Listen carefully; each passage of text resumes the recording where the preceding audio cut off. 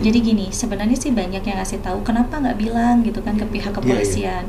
Ya mungkin itu bukan kewajiban saya ya. Kalau misalkan pihak kepolisian bertanya kepada saya, baru saya jawab. Tetapi kalau misalkan pihak kepolisian tidak bertanya, saya pun juga nggak mungkin untuk harus menawarkan diri gitu. Nah, di salah satu eksekutor itu ada orang yang berpura-pura bodoh, polos, padahal itu otaknya pintar.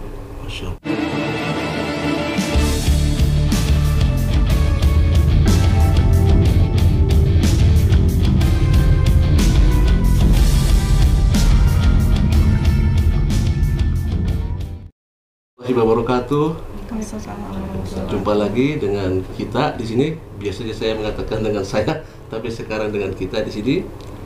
Alhamdulillah kita sudah sampai di kediamannya Teh Anggra Putri Kania. Terima kasih sebelumnya saya ucapkan atas diterimanya kita di sini. Dan alhamdulillah juga kita juga didampingi oleh YouTuber juga sama, yaitu Mbak Suci. Ya, kita akan bahas masalah yang memang selama ini kita bahas, yaitu masalah kasus Jalan Cagak Subang.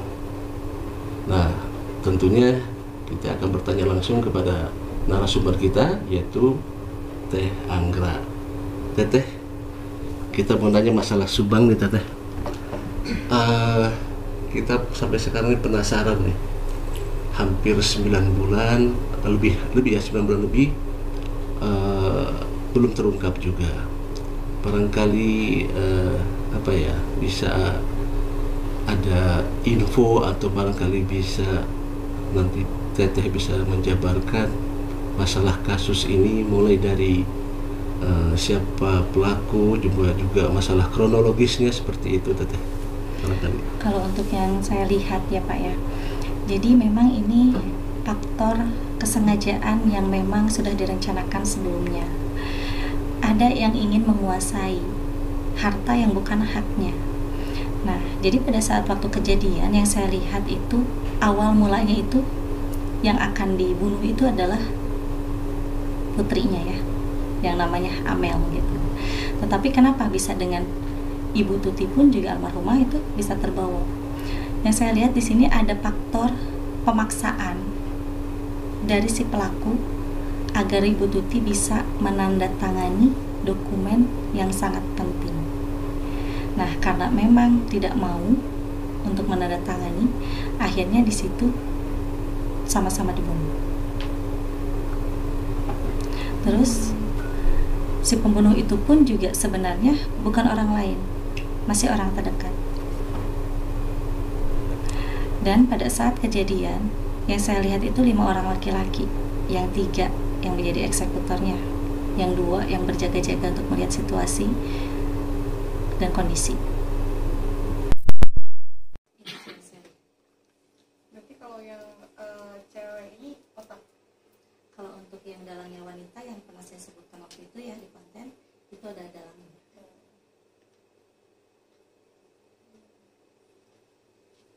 Kalau bisa dijelaskan kronologis dari enggak? Untuk kronologis mungkin terlalu panjang ya Pak kalau ya. Dijelaskan secara awal. Ya. Mungkin saya singkatnya saja. Ada yang ingin mengalihkan nama yang berhak diganti dengan yang bukan haknya, itu aja.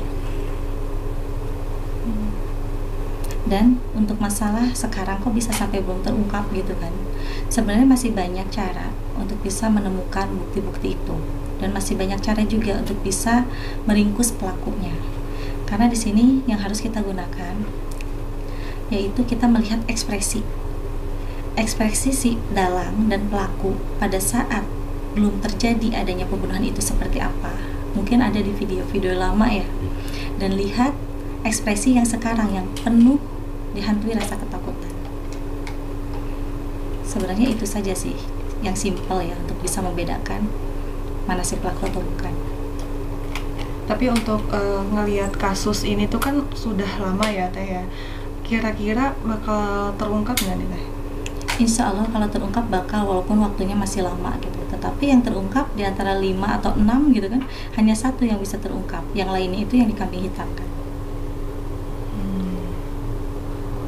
Oh, yang lain itu kambing hitam kan? Betul. Iya. Kira-kira tadi disampaikan bahwa ini adalah ada motif adalah ke arah penguasaan harta ya, itu ya, seperti itu. Apakah yang membuat jadi kasus ini jadi lama tidak terungkap?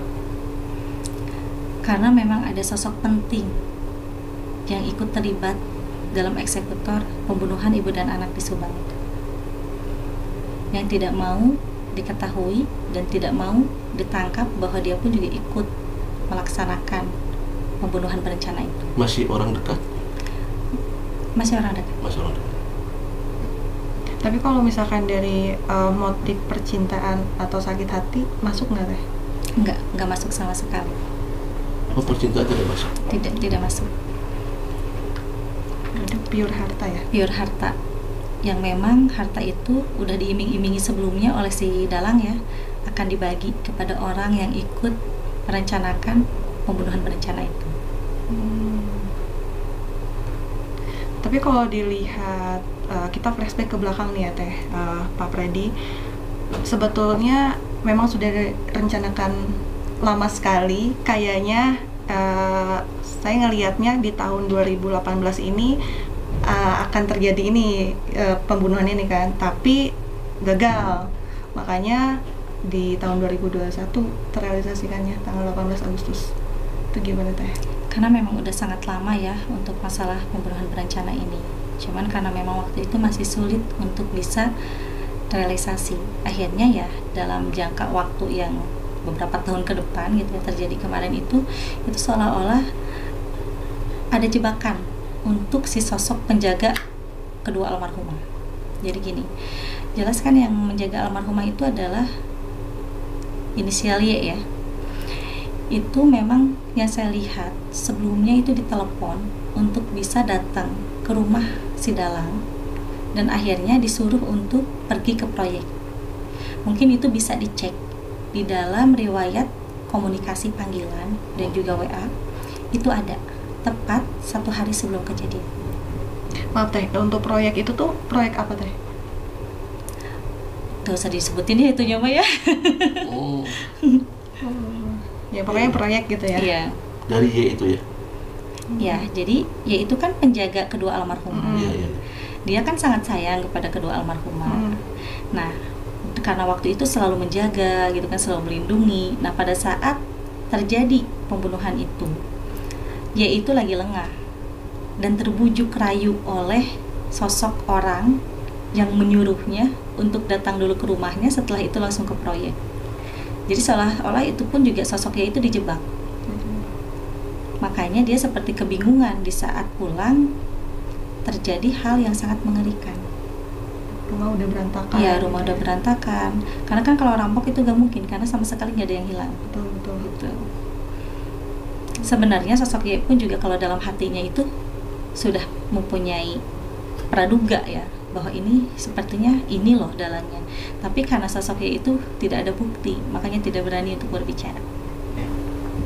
Mungkin bisa dijelasin teh untuk si pelindungnya ini ciri-cirinya kayak gimana nih? Jadi sosok pelindung almarhumah Bu Tuti dan Neng Amel ya, itu orangnya tuh polos. Kadang kalau misalkan berbicara itu kadang kurang nyambung, karena mohon maaf dalam segi SDM. Sosok orang yang sangat penyayang ya kepada istri dan anaknya, tetapi karena memang orang banyak berasumsi bahwa mungkin dia terlibat gitu kan. Padahal kita di sini juga harus bisa meluruskan ya. Insya Allah sosok pelindungnya Amel dan Bu Tuti itu tidak terlibat sama sekali. Cuman karena memang dia juga bingung gitu kan, harus bagaimana, dan dia pun juga bingung siapa pelakunya. Ya akhirnya dia itu ngelantur bicaranya. Ini kan berdasarkan lihat dari saksi ya. Waktu itu kan saksi ada yang melihat posisi mobil ya Pak tadi ya, nggak sesuai nih di garasi. Apakah si mobil itu sempat dipinjam dulu nih keluar? Maksudnya nggak ada gitu. Tapi waktu itu kedua almarhumah masih ada, belum hilang nyawa. Tapi sempat dipinjam dulu mobil itu keluar. Ya, jadi memang sosok mobil yang hilang ya pada saat di TKP itu memang itu sebelumnya dipinjam dan izinnya itu kepada almarhumah Amel. Oke. Nah, setelah itu kan pasti ada ngembaliin mobil ya. Waktu malam hari itu kan, makanya ada saksi yang ngelihat ada 2 wanita, 3 laki-laki. Tiga wanita, 2 laki-laki. Berarti itu posisi balikin mobil. Ya, tapi kalau itu nggak ada sangkut paut dengan pembunuhan. Cuman Orang dipinjam itu aja. cuman Ya? pinjam aja. Jadi sebenarnya gini, ada sosok orang terdekat yang dikambing hitamkan juga untuk bisa mengecoh para pelaku supaya tidak tertangkap. Karena yang saya lihat si sosok pelaku ini ada salah satu yang memang piawai dalam strategi pembunuhan supaya tidak menimbulkan atau mengerucut kepada satu gitu kan. Akhirnya sebelum itu direncanakan dulu lah sesuatu yang bisa mengecoh saksi.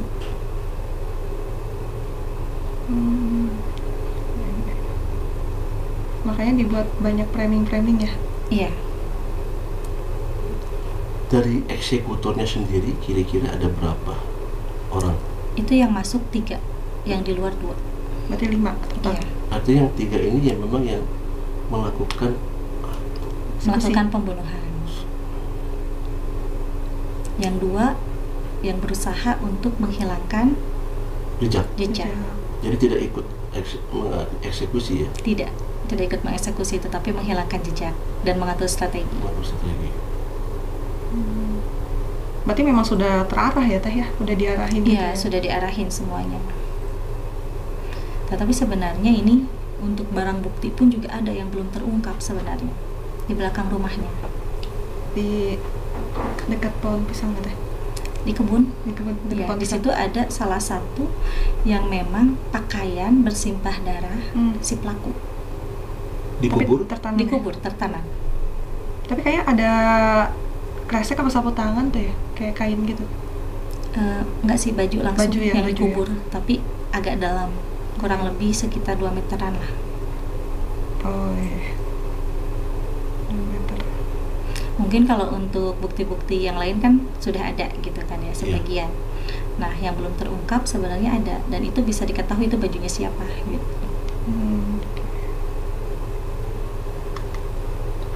Berarti dilakukannya itu pada saat malam hari ya Teh? Ya, dilakukannya itu saat benar-benar beliau itu almarhumah gitu ya, pas mau tidur.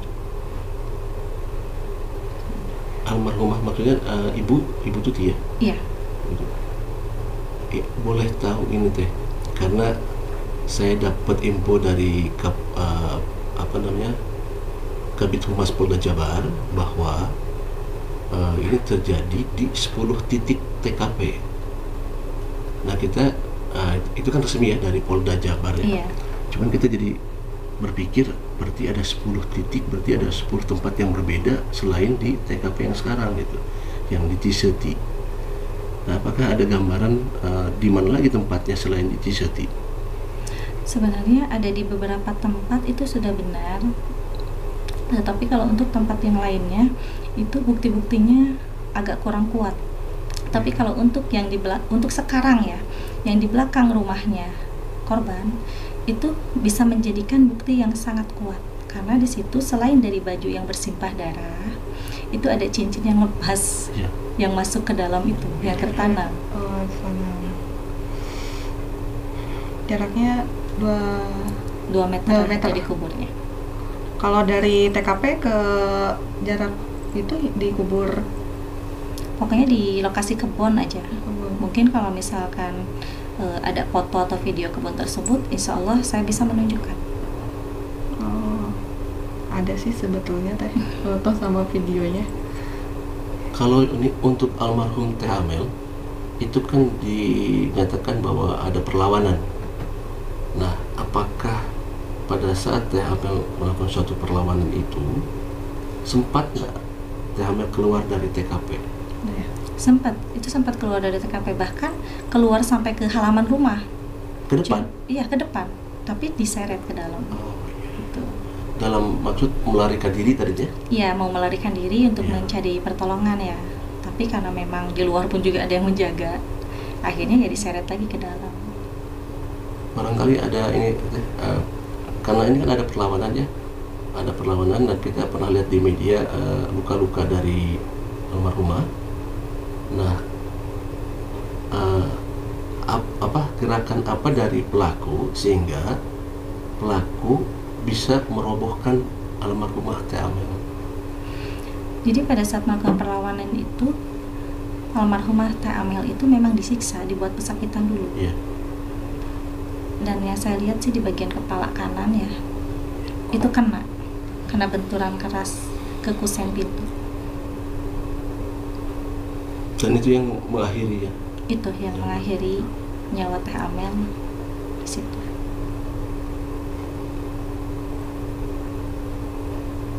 Mbak Suci ada lagi? Speechless ya. Aduh, kalau ngomongin ini ya kesian gitu soalnya.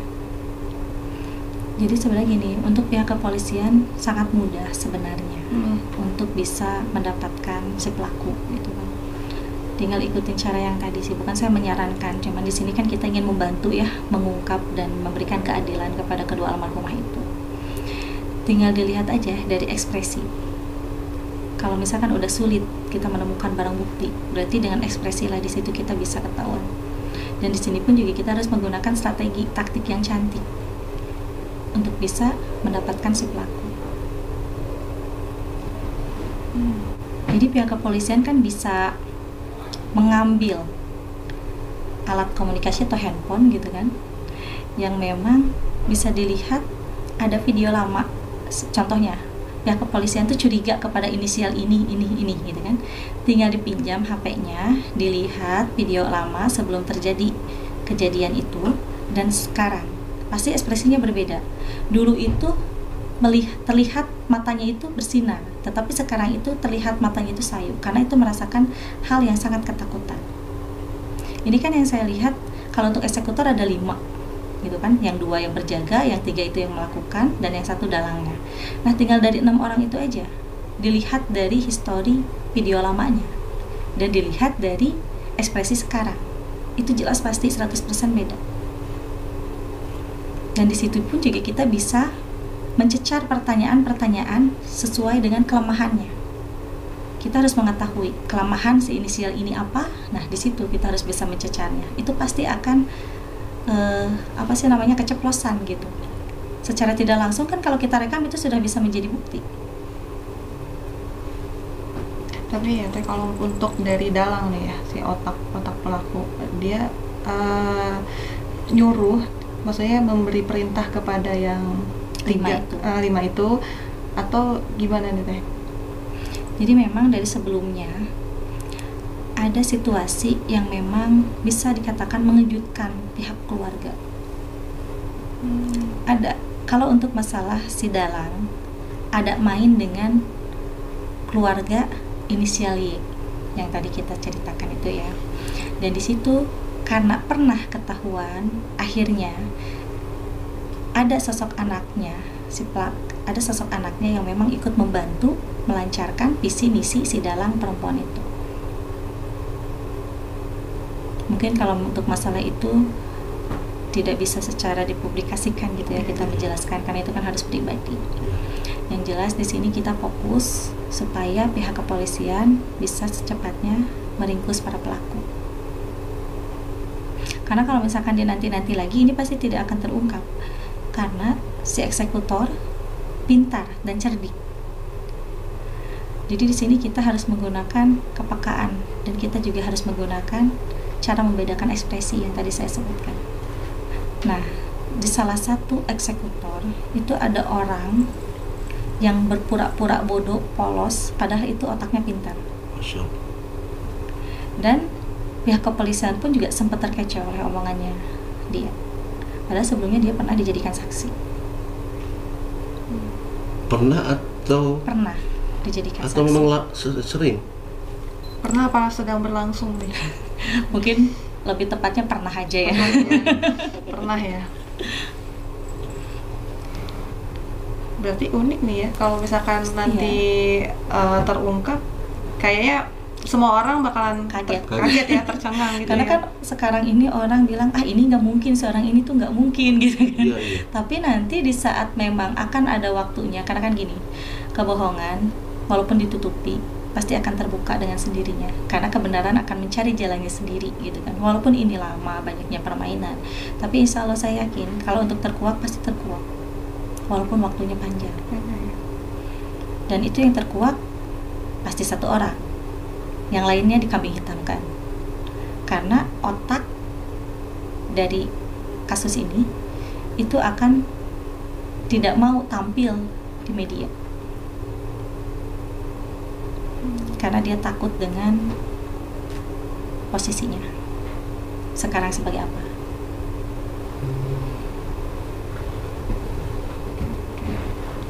Kalau misalkan gini tuh, tadi kan sudah disampaikan ada beberapa yang termasuk ada barang bukti ya, tuh ya disampaikan tadi. Apakah tidak sebaiknya ini dari pihak kepolisian juga mengetahui masalah ini tuh? Gitu? Iya, harusnya sih mengetahui. Ya mungkin kalau misalkan memang ada pihak kepolisian yang bertanya, saya pun juga akan menjawab apa adanya dan sesuai nanti apa yang terbukti ya di saat kepolisian itu melacaknya. Jadi gini, sebenarnya sih banyak yang ngasih tahu, kenapa nggak bilang gitu kan ke pihak kepolisian. Ya mungkin itu bukan kewajiban saya ya. Kalau misalkan pihak kepolisian bertanya kepada saya, baru saya jawab. Tetapi kalau misalkan pihak kepolisian tidak bertanya, saya pun juga nggak mungkin untuk harus menawarkan diri gitu. Kayak Pak Freddy, sebelum kita tutup, alangkah baiknya kita berdoa bersama-sama untuk mendoakan kedua almarhumah ya. Silakan mungkin Pak Freddy dipimpin untuk doa. Ya, doa buat kedua almarhumah Amel sama Tuti. Dari tadi aja deh, biar lebih abdol. Boleh deh sama Teh.